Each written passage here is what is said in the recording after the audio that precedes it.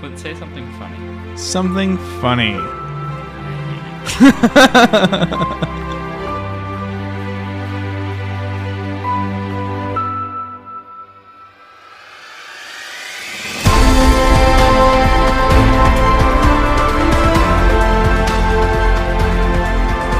Welcome back to the Christ in Culture. This is Clint. And this is Steve.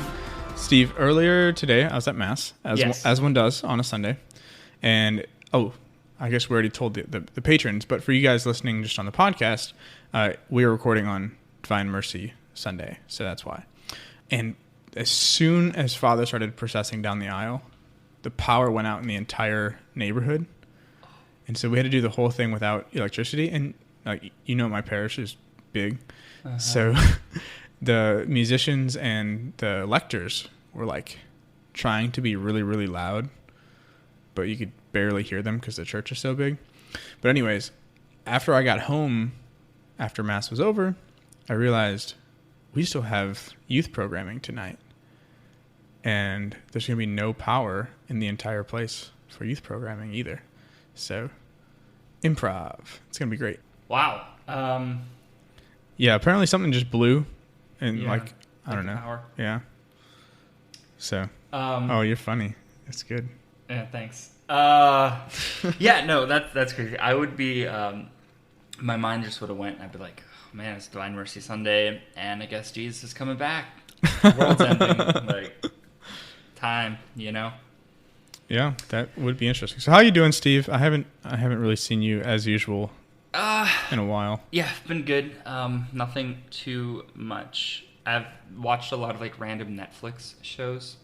Okay. In terms of media, because I know you're going to ask me about that. Yeah, go ahead. I have been watching this show called The OA, which is kind of interesting. Okay, I've seen that. Yeah. On Netflix, but I haven't watched it. Yeah, it's interesting. So it's kind of like a mystery-ish sort of show of you don't really know what's going on, but and I won't ruin it because essentially the large part of the first season is you learning what's going on from. It's a pretty typical first season. Yeah, through stories actually. So basically in the first first episode, you have this woman who's been missing for 7 years. They find her.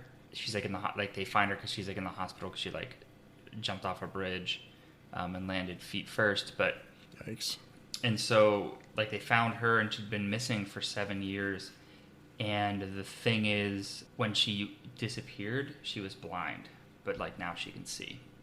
And so it's a really interesting. Yeah, she was blind, but now she sees. Yeah, and so it's a really interesting sort of show in a lot of ways. And so she ends up telling about these experiences through this story of what happened to her, which in its own way would make a pretty decent podcast based on what we do. Yeah, sounds like it.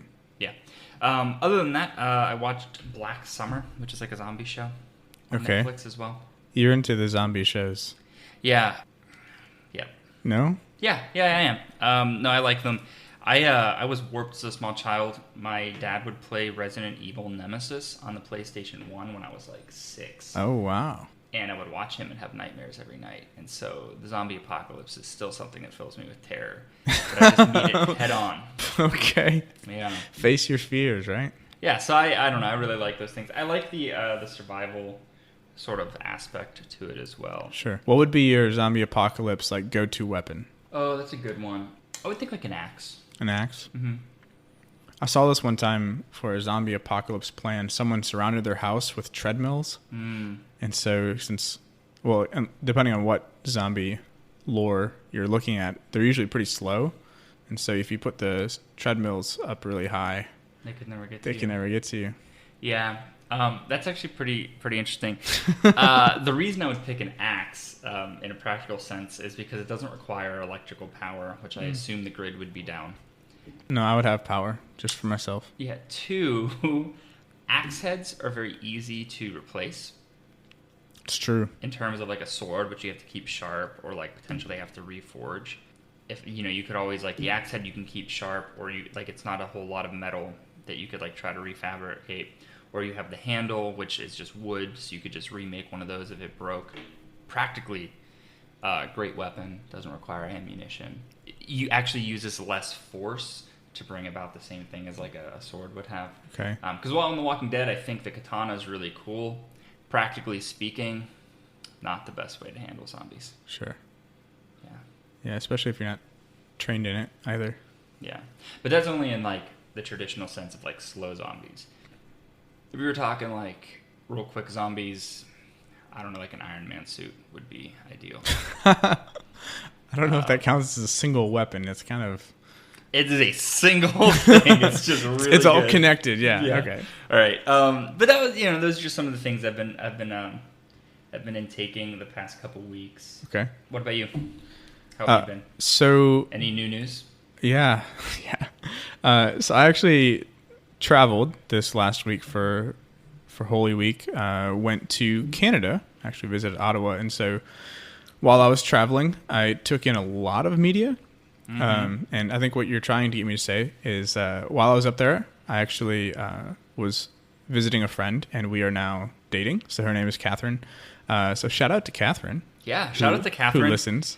Catherine found out that I work for the pro-life movement and sent Clint with this book called The Culture War. The Culture War. By Jonathon van Maren. Yeah. Right? I think that's his name. Yeah, I guess he is He's a Canadian pro-life advocate. Pro-life activist, yeah. So I'm actually really excited to read this book. Oh, hey, look, I just opened to a random page and it quotes Dr. Levatino, who speaks for us.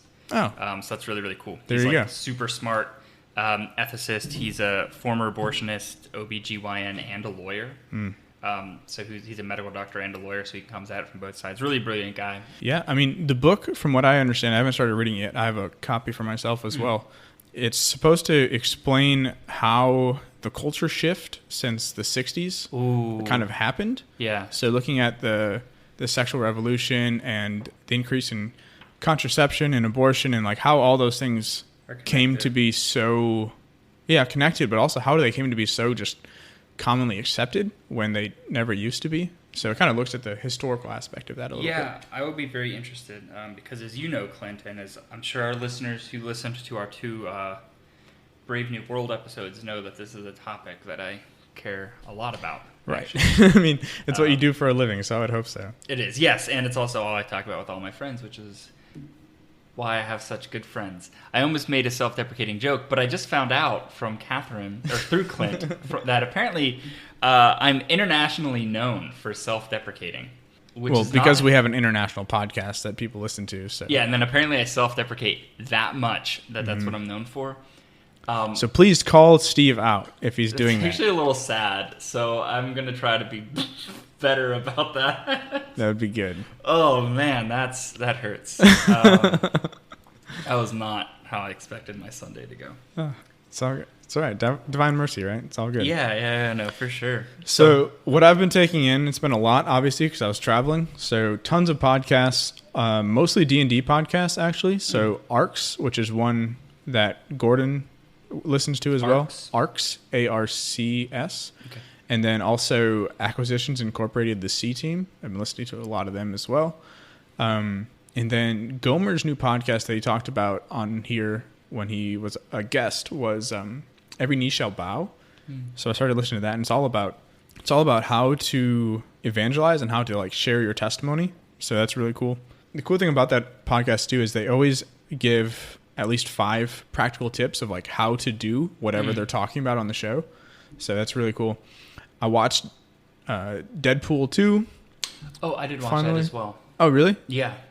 Huh. Look at that. I really sat down and binge watched movies upon movies. I watched Pineapple Express for the first time. Oh, it's really stupid. So movie. Dumb. It's so bad. It's very stupid. Yeah, don't watch that one. It was actually with my buddy Bryce, and he was like, it's I know so Bryce. funny. Yeah, Neil Bryce, and he's like such a good guy. Shout out to Bryce. Yeah, shout out to Bryce. He listens for sure. Yeah, and then he was like, oh yeah, we have to. He's like, oh, let's watch this movie, and then we started watching it, and then like some of the really stupid parts come on. He's like, oh yeah. And he was like, well, I really just like this movie, which, of course, is like how Bryce views the world. He's like, I just really like this movie because of their friendship and how they become friends throughout the course of this movie and, like, the bond that they build. And I was like, that's a good thing but I was like, oh, it was definitely just like a very stereotypical Seth Rogen movie. Oh yeah. Very little plot, a lot of swearing and drugs and base humor. Yeah, all that stuff. So, yeah, been taking in a lot of that. As far as like TV shows, when I got back, I had like nothing planned this weekend basically. So I've just been wasting way too much time on Netflix and just like watching TV shows. So I got caught up on The Flash. Oh, rock on! That I'm so far behind. Yeah, I was like 8 episodes behind, and I just crushed all of them. And then SAO season 2, I finally finished that. So Sword Art Online, we did an episode on the first season. Umbrella Academy, which you've talked about, we are going to do something. We're still trying to figure out if we want to do a podcast or a bunch of blogs. We're coming up with something. So stay tuned for that. Umbrella Academy will be on the show for sure. And then Riverdale, started watching that again.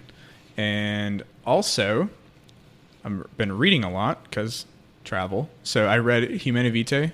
There's a 50th anniversary book that came out. So I read that one.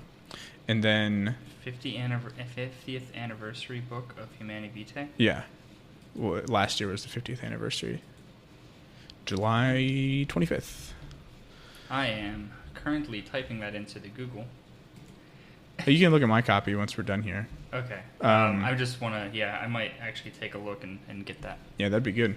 And then I've been reading a book called Vikings, which is just a fantasy book about like a teenage Viking that goes on a like quest or whatever, and then his people get destroyed in the battle, and he's stuck in Scotland. So he's trying to like survive. And then the big one, which we're not talking about this week, but we will in a couple weeks with a special guest from Voyager Comics, was Avengers Endgame. Right. Which was awesome, and I'm giving no details. There will be no spoilers. Yeah, I also watched it. I encourage listeners to get on that train and watch it. I mean, obviously, watch some of the Fallout movies if you're behind, or some of the other movies to lead up to it. I don't want to spoil anything, but it is really well done. And it's very good. So we're giving you guys a couple weeks to go ahead and go see it before we release our podcast on it. So make sure you take advantage of that time. Go see it as soon as you can. And yeah, we're going to have an awesome episode coming out pretty soon. It's going to be good. And that's all I got. Awesome. Yeah. So segue. Endgame. Okay. I knew I was watching it on Thursday, which was opening. Yeah. The opening day. And like Thursday night, whenever it came out. And so at like the first showing they were having at like 6:45, because now they don't have midnight releases. They just release it the day before. Yeah, that doesn't make sense. But so we signed up, like me and several coworkers, and I was like, I haven't seen Captain Marvel. I need to like watch that. And of course, it's still in theaters, so I had to, fork over, however much money to go see it. But I actually went to go see it with Bryce. Funny enough. Nice. Yeah. And so we went over and we saw Captain Marvel. And there were some interesting themes in that movie that we will now talk about. Wow, that was very natural segue. It wasn't actually at all. Yeah, and the reason I did that is for humor. So I hope somebody laughed. This is like one of the Nathan Pyle comics where it's just like explicitly saying what you're doing. Yeah, Have you seen I'm hoping it works. I'm trying something new. If I'm not able to make fun of myself, I'm just gonna like add something else in here. There you go. Good. I like that. It works. Do you know the comics I'm talking about, the Nathan Pyle ones? Mm-mm. So I'm sure at least someone on here has seen it at this point, but he's like a Christian. I don't think he's Catholic, but he makes comics, and there's one, it's something about aliens. I don't remember, but basically the aliens are just doing natural, like normal human things and explaining those it. Ones. Yeah. Yes, I've seen that, and like, where like they're doing it, and I have seen those. They're explaining it in like very obvious technical terms. Yeah. I've seen that. If you haven't seen them, go check them out, guys. Yeah, they're hilarious. I didn't know that's who he was. Yeah, but I've seen those online. Yeah, they're really funny. So he's getting a lot of flack, or has been, for being pro-life. Have you seen that? Mm-mm. He, like, it was like back in January, he made a post saying, like, I'm just so happy that my girlfriend or my wife, whichever, wasn't aborted, and like that she's alive. And then a bunch of the followers just like started bashing him because he was pro-life. He's like, okay, whatever. Yeah, I had I don't think I mentioned on the podcast, I had a real long debate with this lady at the state capitol for our lobby day. Which is Austin, not Dallas, for those Austin. of you who don't live here. Yeah, Austin, Texas is where the Capitol is. Really nice Capitol building. Probably nicer than the U.S. Capitol. It is. It's like a really nice Capitol. I really like it. And so we were there, and I was having this debate, and it was just a very infuriating conversation because I was trying to come at it from like a science perspective, because before she even said anything with me, she was like trying to attack like that my beliefs were fundamentally religious. Mm. And so I was like, no, like, not really. Like, I believe in life from conception because of science. Like, genetically, it's its own person. It's just it's the same human being, just at a different stage of development, right? So we can't just arbitrarily decide when someone becomes a human, right? Because like they're genetically a human at that moment of conception. Yeah. Which she disagreed with, and she made the claim that they're not people until their brains are formed, which she said was because of the science of it. But her initial belief was, well, Genesis 2 says that they're alive when God breathes his lungs into them. So life doesn't happen until our lungs are fully developed. But I think that it's the brain. And I was like, and she kept accusing me of using my religion. And I was like, I'm not even quoting scripture here. That's funny. And I was like, I am so confused. And I was like trying to get her to see the logic, and she just like couldn't. Like she just kept jumping through these like weird hoops to like discredit. And I was like, I have no idea what you're even talking about anymore. And I just feel like you're really trying hard to like deny the science here. Yeah. But it was just very, very weird. Anyway, so it's cool to hear like people who have a platform actually speaking out. Because I think so many people are pro-choice these days because that's just like what they're supposed to be. Mm-hmm. You know, that's what all like sort of the media and culture says. Yeah. And so to have people with a platform actually come out and defend life is really, I think, integral. And to find out why, read The Culture War. Yeah. That's what it talks about. Oh, yeah. Maybe we'll talk about it one day. Maybe. Or maybe I'll do a blog post once. Maybe. That would be good. That'd be really good. Anyway. All right, let's move to the topic. So, Captain Marvel. So for those who haven't seen the movie, Captain Marvel is a superhero movie following Captain Marvel. Really? Yeah. Or Carol Danvers. That's not the real name in the comics, though. What's her real name? It's Captain... gosh, Cody's going to kill me for not remembering this. Anyways, her real name in the comics isn't Captain Marvel. It's something else. Marvell. Right, but no. It'll come to me later. Yeah, okay. Yeah, I didn't know that. I had assumed that it was Captain Marvel or Marvell. But anyway, it follows this woman who is essentially got all sorts of superpowers, and you eventually find out why throughout the movie. Because in the beginning, she can't really remember her past, or like where she came from. She's a Kree warrior. So for those who've seen Guardians of the Galaxy 1, the Kree were like the big bad, right, with Ronan. Yeah, and so basically the movie kind of follows her, and so she ends up... The Kree and the Skrull are fighting, and the Skrull are kind of the big bads of the movie, so to speak. They are shapeshifters, and in the comics, they really pretty sweet. Yeah, in the comics, they really are like terribly bad villains. They're like kind of the main enemies of the Fantastic Four. They had the whole secret invasion arc where they like took over Earth by like impersonating all these people that were gone. And I really thought that's where they were going to go for like Phase 4. Was like this secret invasion because like all these people disappeared, right? But like then I watched this movie and realized that wasn't going to be the case, because this movie, one of the biggest twists and breaks from sort of the regular canon, spoiler, is that the Skrull are actually just sort of refugees. Like their planet was destroyed by the Kree, as opposed to in the comics destroyed by Galactus, and they're just looking for a new planet. And so she ends up on Earth hunting down... I actually forget how she gets to Earth. I think she like crash lands or something. Yeah, she did. She crash landed in the comic store. Yeah, she crash lands in the comic store as she was trying to, I guess... Well, she escaped, so she was captured. By the Skrull, right? Yeah. That's right. And then escaped, and the escape pod landed or whatever. Thank you. Sorry, I watched that movie and Endgame back to back, basically, and so like I'm trying to piece out which movie was which so that I don't make any spoilers. Yeah, no spoilers.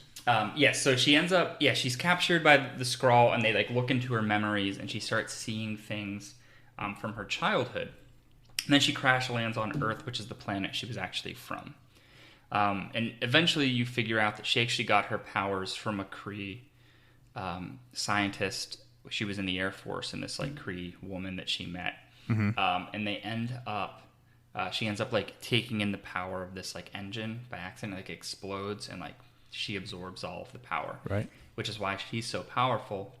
But that power source was actually the Tesseract, so she absorbed like a lot of that power, and that's one of the stones. So it's a really, really powerful thing. She's essentially a living Tesseract. Yeah, is like her whole premise, and so super powerful. But a lot of the story is her kind of remembering her past, and I kind of want to touch on that. Okay. Because I think that's a really interesting concept, is this idea of like knowing where we came from and like knowing who we are, and like this idea of introspection. Because for her, she gets turned into this weapon by the Kree, but she doesn't remember who she is. And so she makes like this perfect weapon because she like doesn't remember her past. And in a lot of ways, our experiences and where we came from like help to influence where we're going. You know, Does that make sense? Yeah. So I kind of want to get your take on that.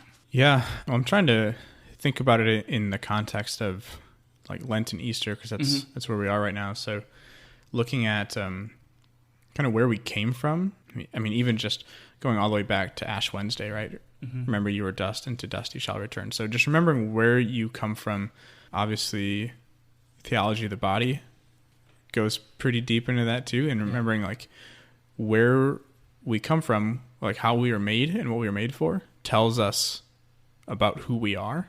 Right. And so I think looking back into that is really important. And then now in Easter, we're reminded of our baptismal vows and our baptisms itself, as we kind of recall this death and then resurrection into a new life, right? And in that, I think it's important that we remember where we come from as far as like our spiritual journeys too, right? How many of us actually know our baptism date? That's something someone asked me that in college, and I was like, I have no idea. And they're like, why do you know your birthday, but you don't know your baptismal date? Because that's the day that you were reborn and become a son or daughter of God. So I was like, you're right. So I looked it up, and I think that's something that we should be aware of. And like, do you know, I mean, a lot of us know the story of when we were born maybe, but do we know the story of when we were baptized? Stuff like that. And so just recognizing like where we started and then where the journey has brought us from there. And I think I'm going to get the races mixed up. What was the one that she was working for? She was working for the Kree. The Kree, right. So the Kree, they, I hate to spoil this, but hopefully you've seen it at this point. There's spoilers, guys. There's going to be some spoilers in the show. They were kind of dampening her memory. They were trying to stop her from remembering who she was. Yeah. And you find that out later on. They actually inserted a false memory. They erased her memory, and then they entered it to where like the last scene is she's standing there with Marvell, I believe is the Kree's name, and then which is where she gets like the Captain Marvel idea. Yeah. And so you have Marvell, and then you have a Skrull who like shoots her in front of her. Which what really happened was, I forget what his name is, but it's like her mentor in the Kree was there.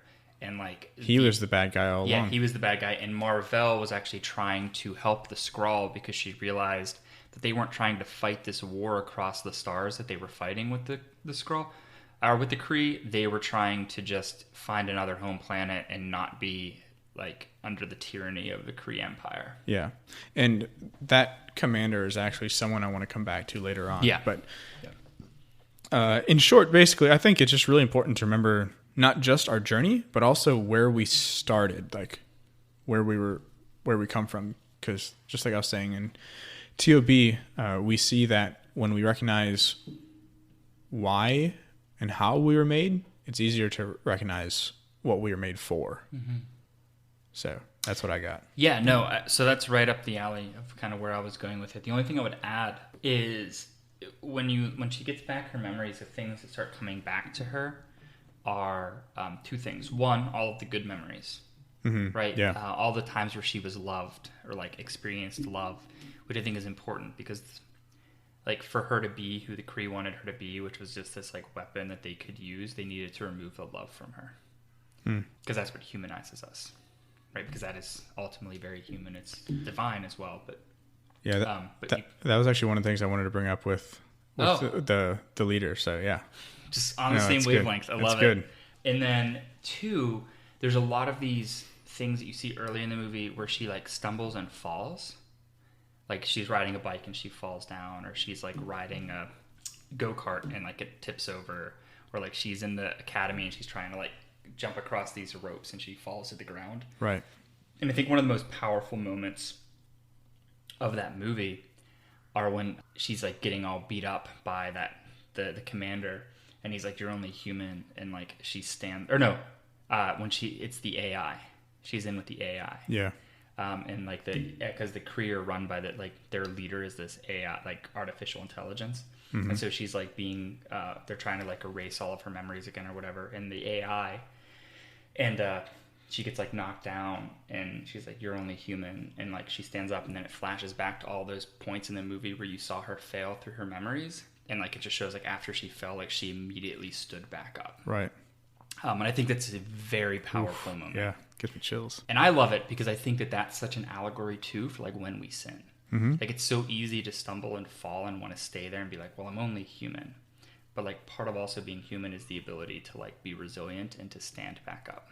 Yeah, I mean, that ties in with exactly what we're doing in Easter season right now, right? So we have the death, the fall, we have the resurrection where we're reborn, and then appropriately we have this Sunday, which is Divine Mercy, where we receive the forgiveness and the mercy that we need to get back up. Yeah, absolutely. And I love the idea of like resilience. I'm sorry. Yeah. In that, because Mark Vallone, obviously. He's the one I went to see Endgame with, actually. Oh, rock on. I haven't talked to Mark in a hot minute, but great guy. But he has this talk that he used to give. Mark is a friend of ours. He's a youth minister, but he also runs. He likes to go jogging and such. I know where you're going with this. Yeah, and so one of the cool talks that he gives is when you look at humans, just evolutionarily, right? Just like as we are humans. Like we're not particularly strong or fast. We don't have claws or sharp teeth. We're really smart, but like physically we don't have like a whole lot over other creation in terms of like physicality. Like we have our intellect, but we have one thing over most of creation is that we can like sweat, and that we such a blessing, right? Right. But no, it is. It is actually that like early humans, like back before they started farming and things, like when they were still hunters and gatherers, they would actually outrun their prey because they were able to be more resilient. They weren't faster, but like they didn't tire as easily. Right. And so I think that that's so beautiful, is that like God actually created us to be like resilient. Yes, in our physicality and in our bodies to be able to survive, right? You can like outrun an elk until the elk could no longer run, and then you like got food. But also like that same physical thing shifts into the spiritual to where we are resilient. I think for some of us, the sweat has kind of lost its power, because there's no way I could outrun any deer or any animal right now. Well, and I think it's important too to remember that it wasn't just a single person chasing them. Right, yeah. It was a community, right? They would like chase them to like different spots and try to corner them. But like our ability to be resilient. We should do a show on cavemen. That'd be interesting. That would be cool. Caveman culture. Yeah. That would be interesting. Pre-Neolithic revolution. What did that look like? Good question. A lot of running, apparently. But I just think that that's really important. And I think that like that scene, I thought was very powerful in that movie. For sure. For that reason. We can talk probably a little bit about the Skrull and the like whole idea of like refugees, but I don't want to like I don't want to get too much into that just because like we've talked a lot about scapegoating before. Yeah. On this podcast. If you don't mind, I want to kind of dive back into the thing about love. Yeah, no, and that because I just wanted to kind of like briefly touch on like that is a major theme in this, but we've talked about it before. Mm-hmm. So I don't want to like for our listeners like go into something we've already talked about. Right. But I do want to get back to the love. So that was just me touching on the scrawl to like, be able to move on. Because part of the Kree trying to dull her memories was also trying to dull her emotions. Right? Yeah. They were trying to make her into this perfect warrior, and they thought to do that she couldn't have emotions. And I think the scene that you were just talking about where she says like, yeah, you're right, I am only human. She finally embraces the fact that her emotions are not a bad thing. Yeah. And because of that, she's able to grow outside of herself and become so much more powerful. Right. And then she has this little dampener on her neck that dampens her powers, but she rips that off. And she says, I wonder, and she says it like actually physically, like, I wonder how powerful I am, like when I'm not being like, she's like fighting with one hand behind her back. Yeah. Fighting with one hand behind my back. And so it's like removing that dampener, but that's also, she keeps getting told like, don't use your emotion, because like when she has emotions, it makes her like her power gets stronger. Like if she got angry or like whatever, it like, she's able to use her power more. And I think that's also touching on the same thing, that it was like a dual meaning. Yeah, for sure.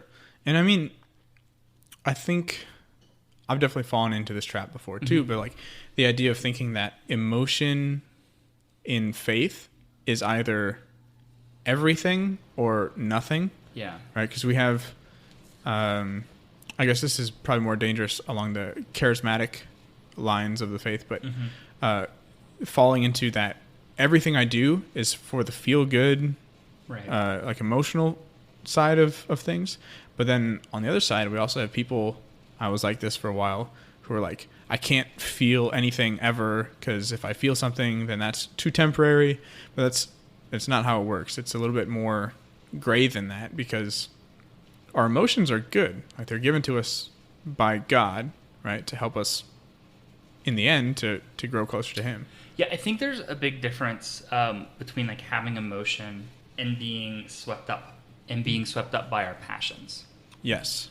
There's a very different thing about like letting our emotions control us to the point where like we're no longer in control, as opposed to like letting our intellect kind of be above that, but also recognizing that our emotions have been gifted to us and they're for a reason. Like when we're sad, instead of just being like, well, I can't be sad because it's illogical. Like it's okay to be sad. Right. Like that's okay. It's okay to mourn. It's good. And like, why do you feel sad? Okay, well, you're feeling sad and lonely. Well, maybe this is a good time to pray or like reach out to a friend. Like invite somebody else in. Like do not isolate yourself. Whereas if you get caught up in that emotion, you might just be like, well, I'm just going to cry and not call anybody or anything. Yeah. And so I think it's important to like remember like the order, but also to remember like it's okay to have that. And it's probably just as unhealthy to be like, well, I can't feel sad and like stuff it in a box, because like that's not healthy either. Right. So I'm pretty sure Thomas Aquinas actually said that was one of his tools for maintaining joy was to cry, along with a good bath, reading a book, drinking beer, eating, and I don't remember what the other ones were, but yeah. So Thomas Aquinas said you should cry. So pretty smart dude. You should try it. I mean, as a man, I never cry. Unless we're watching The Vow, because or Click. Yeah, those are my movies. Those are my cry movies. Toy Story 3 brought some tears to my eyes. Toy Story 2 got me. That was the one with introduces the sister, right? I think so, yeah. With the little girl. Toy Story 3 is the one where like he gives up his toys. Yeah. And that one was like, there were like two scenes, that and like when they're all sitting there in like the dump for like the incinerator. I was like, oh no. It was rough. Isn't there like Toy Story 4 or 5 coming out this summer? I think so. 4 is, yeah. Jeez. Either way, crazy. Man. We digress back to Marvel. All over the place today. But I think that that's like one of the things that the Kree forget is also like they want her to like not just forget her past, but to forget like that love as well. because they need her to be this cold, calculating weapon. Right. Which she can't be if she knows what love is.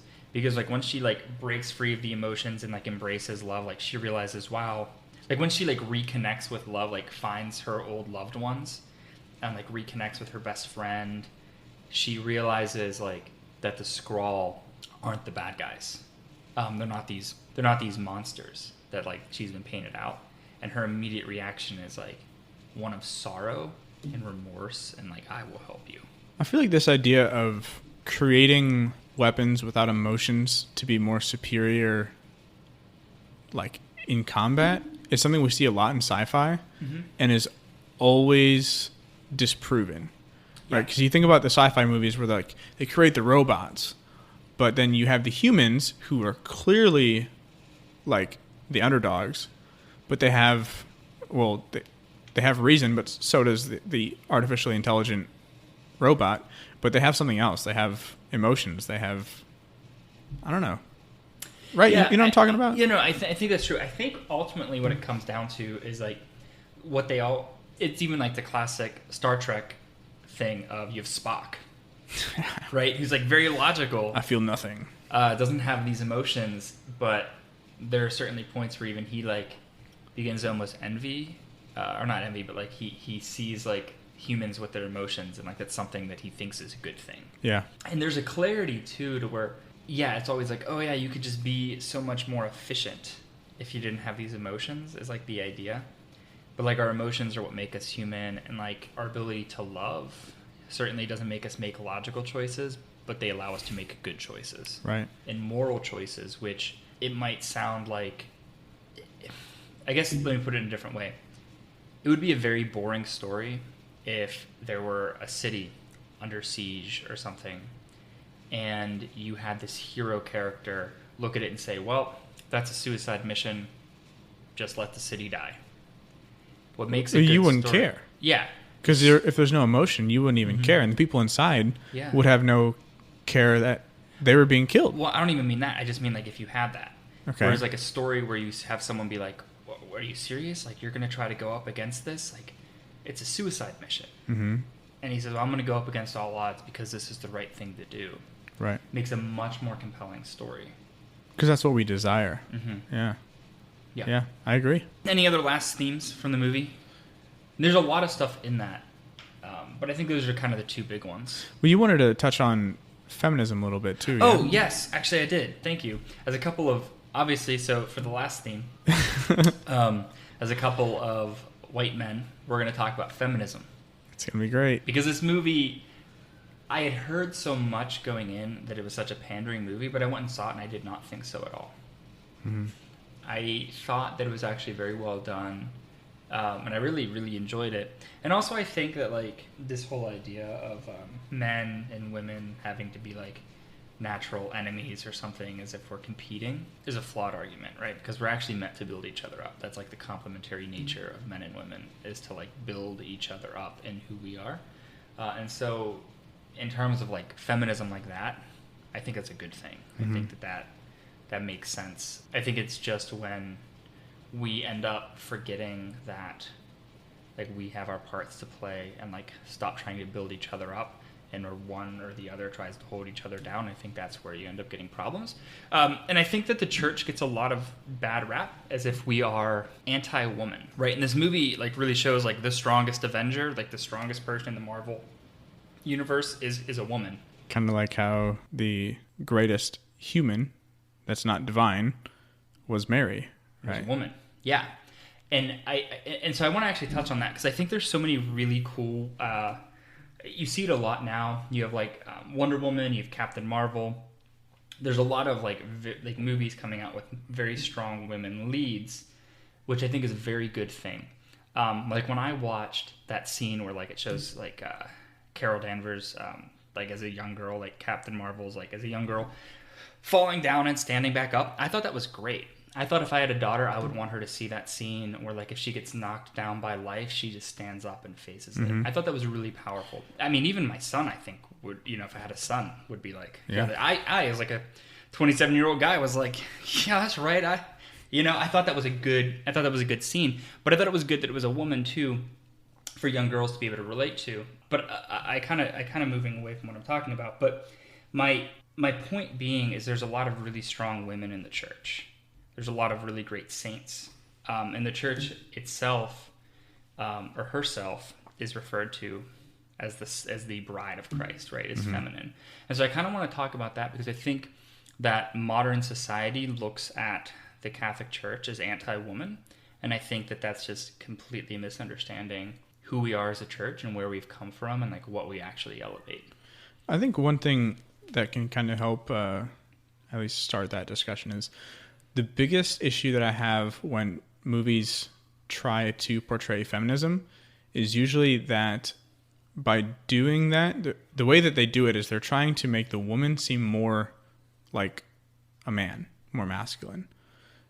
And that's not real feminism to me. I think real feminism should promote the feminine, right? I mean, that's literally what it's saying. And I think that this movie and Wonder Woman as well do a really good job of that. They're not trying to make the main female lead seem more like a man.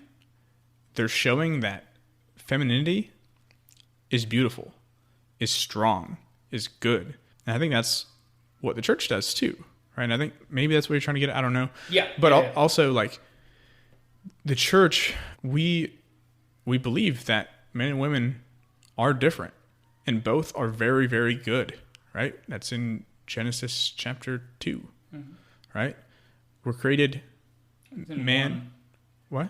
It's in Genesis 1. Someone correct us. I'm pretty sure it's 2. It's in both, but like in Genesis 1, it says like he creates man and woman in his image and says it is good. Okay. So technically, yes. All right. Anyways, so it says in his image he created them, in his likeness he created them, like man and woman, and it was very good, right? And so we see that both man and woman in a way reflect who God is in a way that the other cannot, right?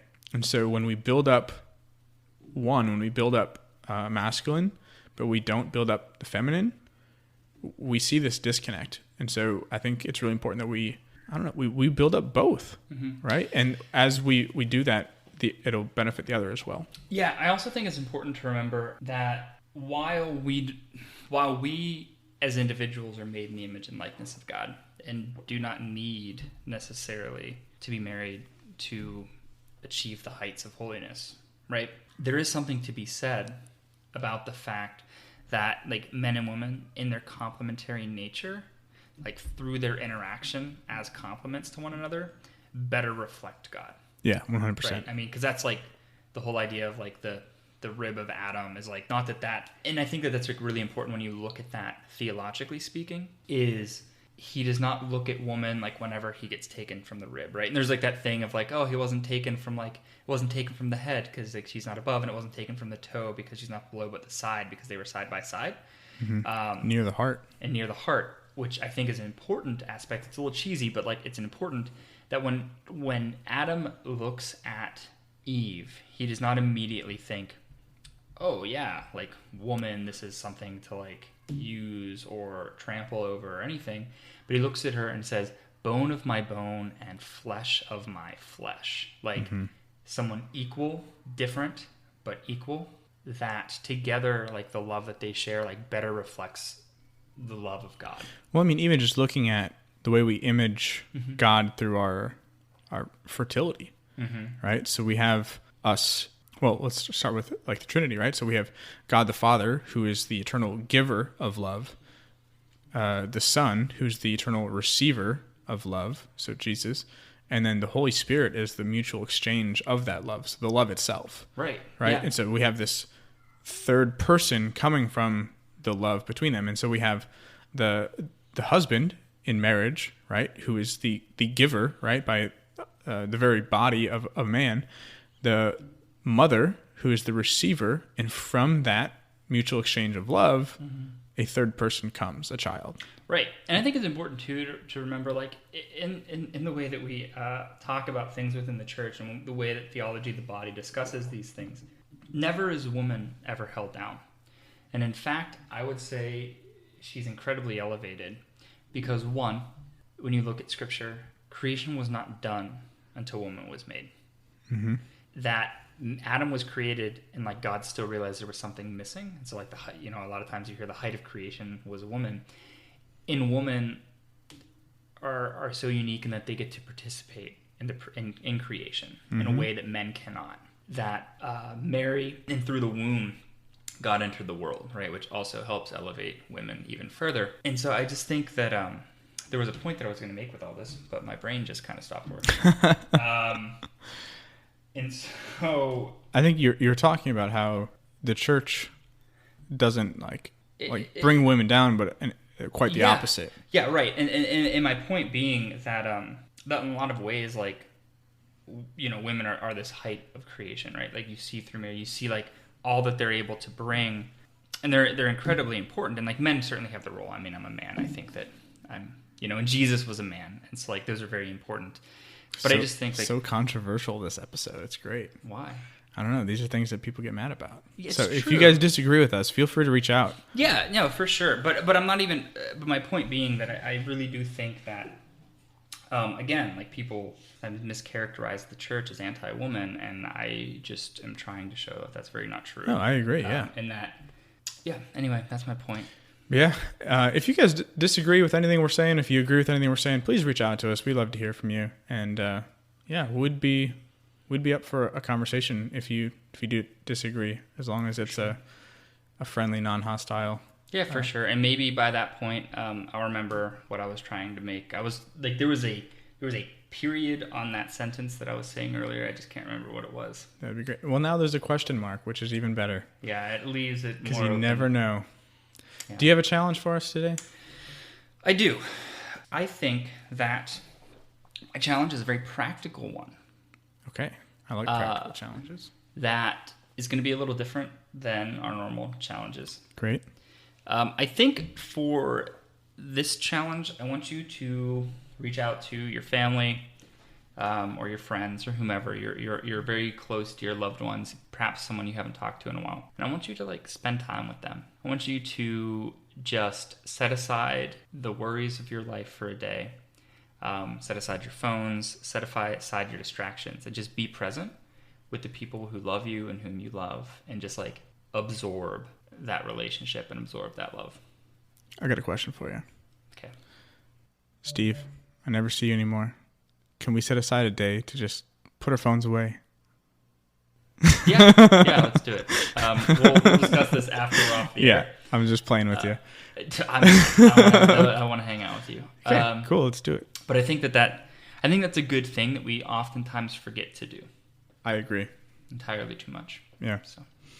I gave all my shout-outs in the middle of the show, so do you have any that you haven't said already? No. I think that we shouted out Bryce.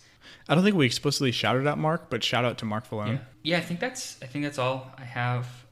I've had a lot of really good discussions about the nature of feminism with that Mackenzie. So I guess I should shout her out. Say her last name or she's going to be so mad. Oh, Mackenzie Young. I'm sorry. Yeah. Yeah, she gets mad if I don't mention her by name. But I just feel like if I talk about feminism in any real way without mentioning Mackenzie, I'll get yelled at later. Probably. So I have one more shout out actually. Mm-hmm. So one of my teens, his name is Ty Halligan, has been listening to the podcast, and he started, I want to say back in January, maybe December. I don't know. But anyways, he's just been crushing through and is almost completely caught up. And I found out that apparently he's been skipping homework to listen to us. Oh, that's not good. Yeah. So guys, if you're in school, make sure you're doing your homework first. Or if you can do both at the same time, you can listen to us. But he's a huge fan, loves the show. Apparently a little too much, but Ty, do your homework. Yeah. Oh, I have one more shout out. Kim. Keep going. Kim Schwartz, who is a coworker of mine. I went and saw Endgame. She was one of the people we went and saw Endgame with. Okay. And she's a big fan of the Captain Marvel movie. She watched it 3 times, I think. Nice. Or 2 or 3 times. But either way, so I'm going to shout her out because this is one of her favorite movies. And she is somebody who I actually talked about some of the more feminist themes with. For sure. So with that, guys, thank you for listening. First off, if you don't know where to find us, check out our notes section below, and you can find all of our social media. We're on Facebook, which is just The Christ in Culture. We are on Twitter. Our handle is @OnTheAdventure2. You can find us on SoundCloud, on YouTube, and just about anything else. Also, if you want to reach out to us, you can check us out on our website. We also have a blog on there. You can find all of our videos and more resources so you guys can do what we do on your own and find some other podcasts or websites and stuff where they do the same thing. So yes. The website is thechristinculture.com. Okay, quickly, before my train of thought finally came back. There it is. Before we left the station. Okay. Recap. When I was talking about everything about like the height of sort of women, that one of the beautiful things about the complementary nature of women is, I guess, as women is elevated, that it naturally elevates men as well. Yes. And like masculinity helps elevate femininity, and that we help elevate each other. Yeah. That one of the most beautiful things about relationship, particularly between like this idea of like men and women, because I think it's great that you have like two like men as brothers like helping build each other up and like holy woman friendship. But there's something about like that complementary nature of men and women. And it doesn't even necessarily have to be a spousal relationship. I mean, look at some of the saints that have had, great relationships between a man and a woman, right? Yeah. Mother Teresa and JP2, where they helped build each other up and give a different perspective. Yeah, and if you guys want to hear more about that, we actually have a whole episode on it back from November. I think it was called A Season of Dance. Mm-hmm. So that was Gordon and I talking about ballet. Yeah. Okay. So that was a good one. Interesting. Yeah, but that's just my point, is that they really help to build each other up, and they call each other to heights, to higher heights. And so I think that that is what I was trying to go for. Cool. So. Yeah. So guys, before we sign off here, if you like what we're doing, please consider supporting us on Patreon. You can find us at patreon.com/thechristinculture. And for only a couple bucks a month, you guys can help us make this better. So we still pay for just about everything that we do out of pocket. And so we can't afford new equipment. And we've been having a lot of technical difficulties the last couple weeks. And if we're going to keep bringing in big guests to be on the show, then we need better equipment. Yeah, especially people who are out of town. Those are just the nature of the equipment that we have. We just have lower quality recordings for those. And we would like to have ideally better quality recordings when we have some guest speaker calling in. Yeah. So I've said this before, but now that Lent is over, a lot of you guys are going to be going back to whatever it was that you were giving up. I'm going to challenge you to once a month give up that thing. So if you gave up fast food, once a month that you would normally go out and eat fast food, or once a month you go out and have a coffee, don't do it. And instead send that money this way and support us on Patreon. And in return, when you join us on Patreon, you actually get access to a lot more content than what we're putting out right now. So you guys can see, actually right now we have the live video of everything we do behind the scenes and all that stuff. We have reflections that go out. We have merchandise that goes out to the patrons, all that stuff. So if you want access to that kind of thing, please consider supporting us, and we'll be sending it your way. Thanks, guys. And thanks for joining us on the adventure. We'll see you next week.